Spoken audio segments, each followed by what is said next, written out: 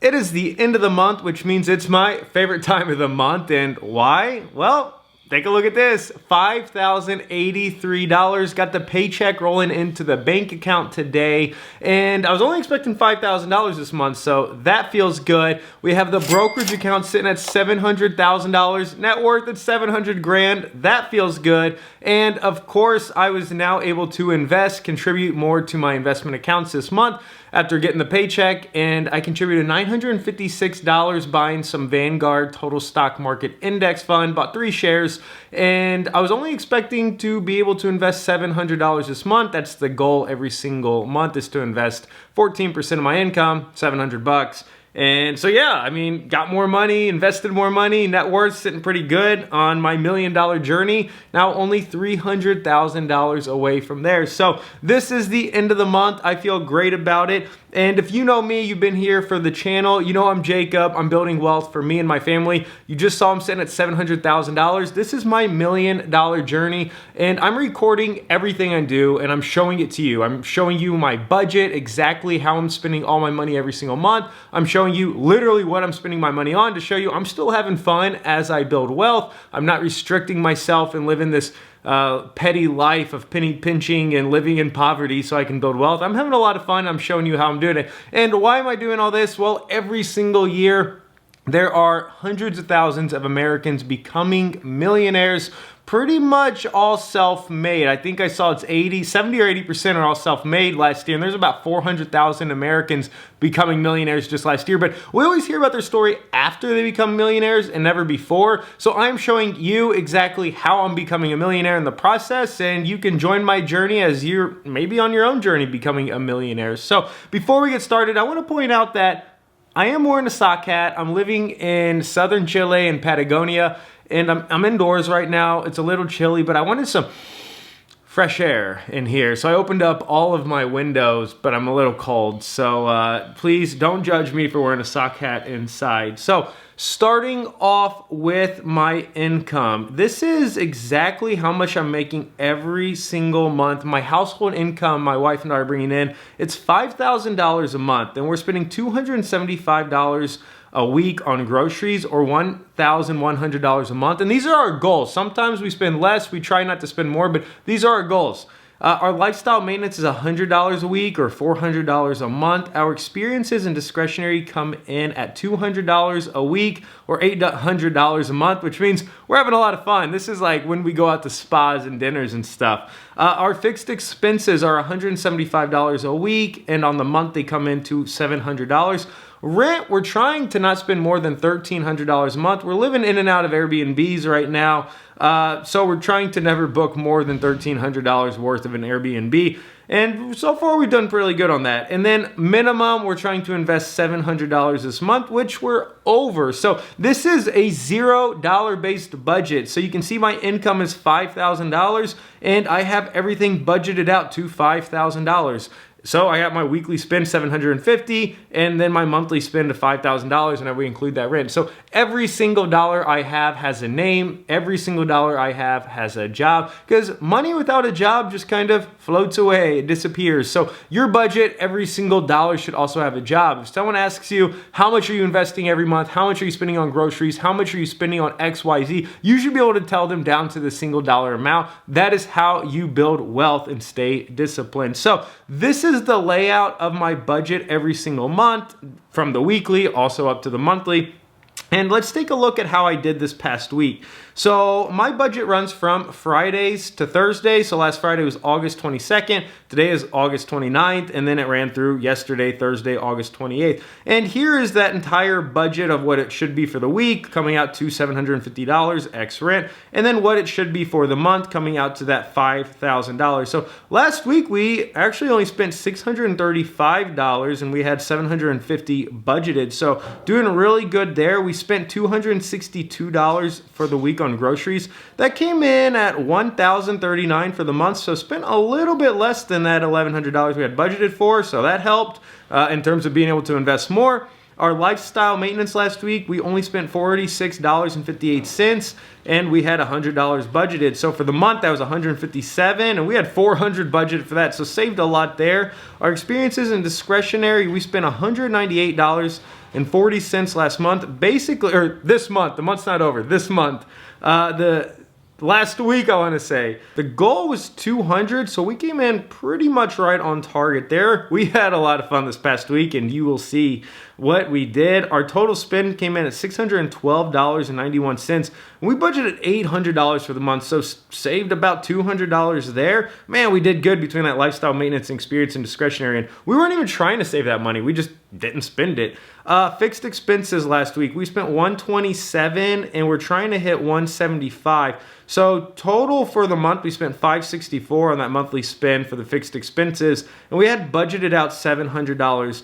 And then rent came in at $1,266, and we're trying to stay under $1,300, so we did good there. So this is how much we had exactly left after getting our $5,000, a little over $5,000 paycheck, and paying all of our expenses. Our total spend for the month came in at $3,640. So if we subtract $5,000 from $3,640, that gives us $1,359 to invest. And plus we had that additional $83, but we don't even have that counted in here. We should have had $1,359 to invest for the end of the month. We only invested $956, so we're still above our goal here. And I'll plug that number in right here. So 956 is how much we actually invested. And I'll show you why we're not investing that entire like $1,300 that we could invest whenever we get into it. So we did really good for all of our spending last week, and also for the month. We came in on target for the month. We still haven't picked up health insurance. If you've been around, you know that we cut that off 2 months ago whenever we moved from Argentina to Chile. We could definitely be buying health insurance. It only costs $300. We need it. Look at this. We could definitely afford it. We need to get on it. It just feels so nice not spending an additional $300 a month on health insurance. But what I'm doing is totally irresponsible. I don't recommend doing it. I would say don't do it, but I'm doing it.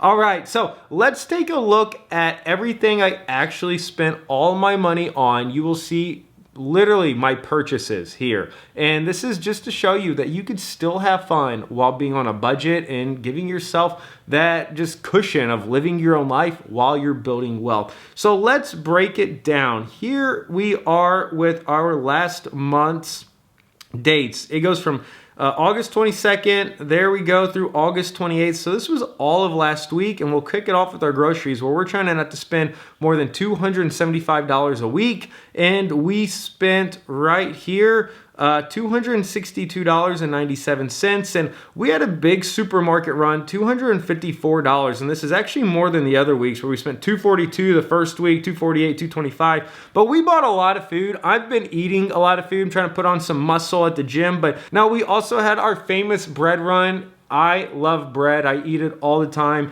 Pally and I love bread. We eat sourdough bread. The pan of masa madre is what they call it. And we did our bread run for $8.59. We always pick up a little extra treat whenever we're in there too, or Pally does. She runs in, she grabs the bread, and then she brings it out and brings out the treat. So that was super tasty.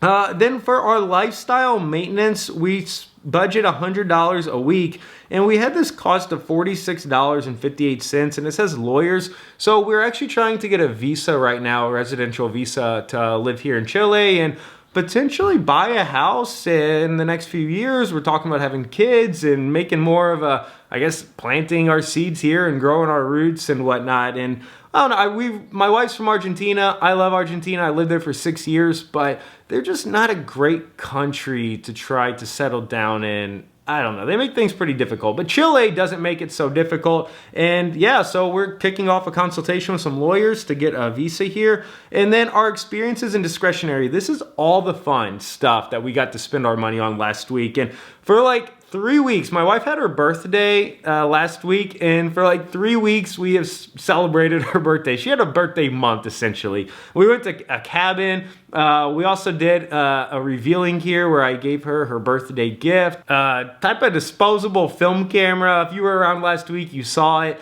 And then we went to some thermas this past week where they have some geothermic water. This is like my sanctuary, my oasis. I've been here a couple times already. I love this place. It's just so relaxing. Pally and I both love being out there, just enjoying that fresh air, that hot water. It's so pretty too. And Pally got to use her film camera out there. We took a couple photos and took some selfies. And yeah, so she's enjoying her gift. We also ate at the restaurant there. So the thermos themselves were $58.18. And the restaurant got some salmon, got some pasta. That was another $51. So just between that, we spent about $110 between the thermos and just having fun and the restaurant stuff. And then, of course, the birthday continued. Pally got her lunch. We went out to lunch. We went to a parisha. It was an Uruguayan parisha, but it's essentially like a steakhouse. And that's what we got. We got some salchichas, some chorizos. I don't know why it says salchichas. Some chorizos, and we put them on bread. They call these choripans. And then we also then got some steak, some matambrito, which is some pork that they cut really thin and put it on the grill too. So we had a nice time for her birthday, going out to eat, celebrating it. Oh, she's 29. I'll be turning 29 in November. Then we're kicking off our 30s. So now you can understand why we're wanting to plant our seeds, grow our roots, and start a family, getting into those 30s. It's been nice. So we also got some birthday cake. We could not have a proper birthday without getting birthday cake. So birthday girl went in and got some birthday cake. Not really sure. I mean, one was chocolate. The other one just had some cream and stuff on it. Not exactly sure what they were, but whatever. It was birthday cake. All right, lastly, we had our fixed expenses for the month. Some kerosene that we used to put into like this space heater generator in the house. The maid came, which was $37.12. Got my ChatGPT subscription. I love ChatGPT. He or she or they or them, whatever it is my best friend. Actually, one time I asked ChatGPT if they had to choose a gender for themselves, like they had to, what would it be? And ChatGPT told me a woman. So maybe ChatGPT is a she. I got some gas for the car, $50.19, and then laundry cost $8.48, coming in at $127 for those fixed expenses. And I think you said it, but just to make sure, $198 for the experiences and discretionary. So rent was also supposed to be $12.74. Airbnb gave me this long-term scheduling of the cost, and every month it comes in like $10 less than what they told me. So it's supposed to be $12.74, came in at $12.66. So that's how much we spent for rent and everything. So that is exactly how we spent all of our money last week, how we had fun, how we still set back money to build wealth this month. And now let's take a look at the wealth that we're building. So if you remember, it did look like I had about $1,300 that I would have been able to invest this month, but I only invested $956.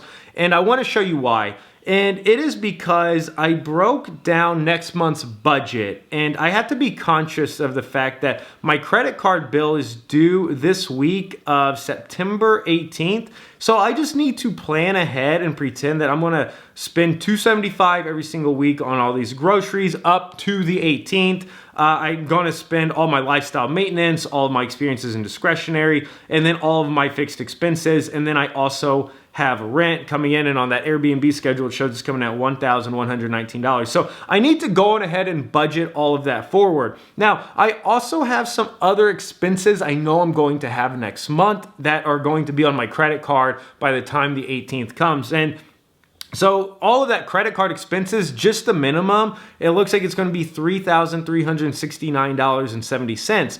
I have to go to Santiago here in Chile and also go to the U.S. Embassy and get my passport renewed. That's going to cost $130 just for the passport replacement, the new booklet. Then I also have that trip to Santiago. I'm going to have to pay for the gas to drive there. It's going to take a little over 10 hours. I'm going to have to pay for the Airbnbs and whatnot. So I'm just kind of budgeting out $500 for that few day trip I'm going to take. Maybe I'll go for 4 days. I'm not really sure. I have some friends that live in Santiago too. So I'm just setting some money back for that. Also, I have a drone that was broke. I broke this thing like 3 weeks ago. I shipped it off to Santiago. I think I'm actually going to be able to pick it up. They were going to mail it back to me. I think I'm going to be able to pick it up when I'm there on the trip. So I'll save $20 on the shipping.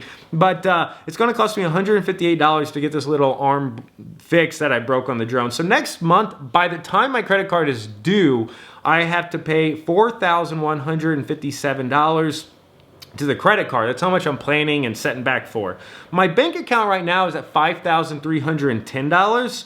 And that also included some savings from last month that rolled over into this month. And so I'm at $5,310. So I need to subtract next month's bills that I'm expecting to pay, $4,157, and subtract that from the $5,310. So that gave me a total to invest of $1,152. And then I could use that now to buy my shares of Vanguard's VTI. And I only bought 3 shares for $956 because these shares are running at more than $300 right now. I think they're $320 a share, something like that, right?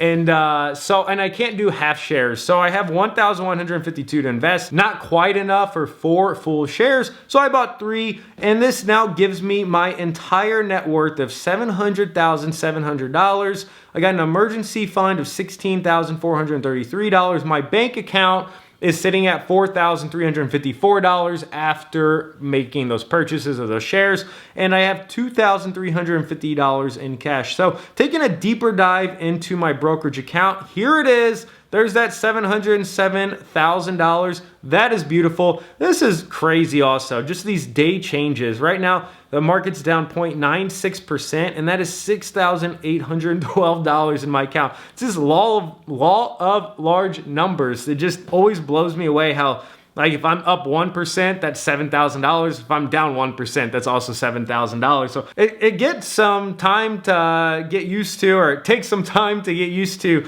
all these numbers, these differences, and just to see my account go up $7,000, $10,000, $15,000 and down that much a single day is pretty wild, but I just ride out the volatility. I heart volatility. But then we look at my portfolio performance, and I love this. This gives me motivation. This should give you motivation that I started my brokerage account in December of 2016. I don't think I started it on New Year's Eve, but I know it was in 2016. I was like 18, 19 years old when I began my first brokerage account, and I put in $1,145. I was working at a Sam's Club pushing shopping carts. This was all my savings. And from then to now, I've contributed $474,000. And my investment change is at $231,000. And this is lagging a day. So this is yesterday's data.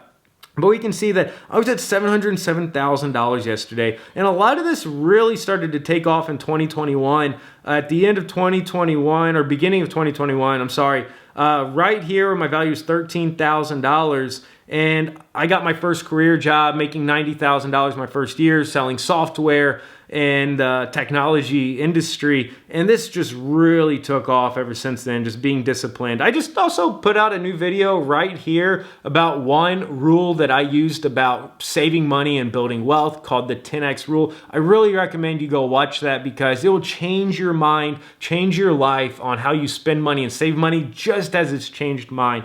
So of my entire $700,000 portfolio, here's the breakdown of everything I have. I have 44% of it information technology, pretty much $310,000 of it. It's in Vanguard's VGT, Information Technology Fund. I have $218,000 in Vanguard's Total Stock Market VTI Fund. And then I also have $171,000 between BlackRock's IVV and Vanguard's VOO. $171,694, which makes up 24.5% of my portfolio. And then that's the total $707,000, basically. $700,700. I'm having a really tough time talking today. I'm trying to get this portfolio where it is 60% total market VTI and 40% information technology, but I just have such a big weighting in this S&P 500 right here at 24%. I mean, $171,000 that I don't know if I'll ever get there. When I started this portfolio back in 2021, I just went all in S&P 500, and I did that for over a year. I just kept buying S&P, until I got to this point of saying, wait, I want to do total market and a mix of more concentration in technology, just more volatility, but also has longer gains or higher gains over the longer period. If you look back on information technology stocks, think of like NVIDIA, the semiconductor software, stuff like that. So it doesn't make sense sense for me to sell these S&P 500 shares. I wanted to pay taxes on them if I do. So I'm just leaving them in my portfolio. But now every time I'm buying with my information technology sector portion of my portfolio, I want that at 40%. So now I just keep buying total market, total market, total market. This information technology part actually keeps growing because if you go look at the stock market, technology sector's just been on fire. So at one point this was only 40% and now it keeps growing because the value of that portion of my portfolio keeps growing. So I don't know, problem for another time. I love it right now in this bull market though. I just keep gaining more money. It's awesome. It's helping me build wealth. And if you like my portfolio, you can copy it. I would do, if I could do it over, 60% total market, 40% information technology. I wouldn't copy it as is, but it is working for me. So if you like this video, if this helps you with your budget, helps you stay on track, helps you stay disciplined, let me know down below in the comments. I love hearing that I'm helping other people. Be sure to subscribe too. I'm bringing these weekly updates every single week, plus some other content. And may as well give me a like too because you've been around this long. So I will see you next weekend. Thank you for the support.